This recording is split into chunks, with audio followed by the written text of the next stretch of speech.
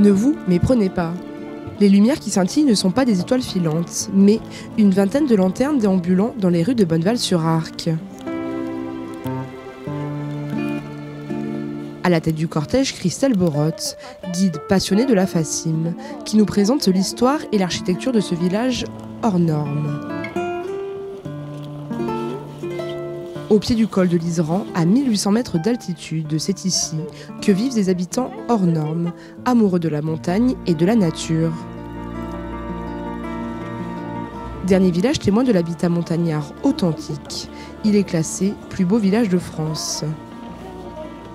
C'est une petite balade avec des lanternes parce que pour faire un peu ressurgir l'image des ombres du passé, on va dire ça comme ça, faire revivre un petit peu l'ambiance d'antan dans ce village. Et puis là en plus avec la neige qui tombe, ces paysages, tout ça donne un petit charme, un petit côté plus sympa qu'une simple visite guidée normale.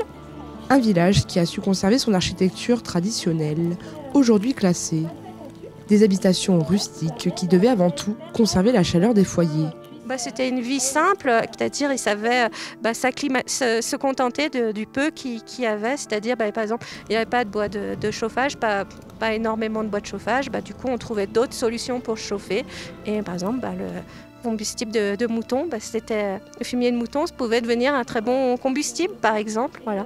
Donc c'était une vie où les gens s'adaptaient en fait aux conditions assez rudes. Des secrets d'antan dévoilés lors de cette visite. Une autre manière féerique de découvrir les secrets cachés de ce village. Une idée qui a séduit Isabelle qui vient ici depuis plus de 30 ans. Ça fait pourtant une trentaine d'années que je viens tous les hivers à Bonneval et non, j'avais jamais fait cette activité. Je m'étais toujours promenée toute seule mais sans avoir d'explication. Donc j'ai trouvé ça super intéressant. En tout cas, j'ai appris plein de choses. Tout ce qui a été dit sur la vie d'avant, la vie d'aujourd'hui et un certain nombre de choses que j'ai vécues au fil des ans avec la création du domaine pour les bêtes qui ne sont plus dans le village comme elles étaient quand je venais avant. Enfin voilà, tout ça. Quand on l'écoute raconter, ça paraît loin, mais ça ne l'est pas du tout. Une jolie découverte nocturne qui a permis aux visiteurs de découvrir le village autrement.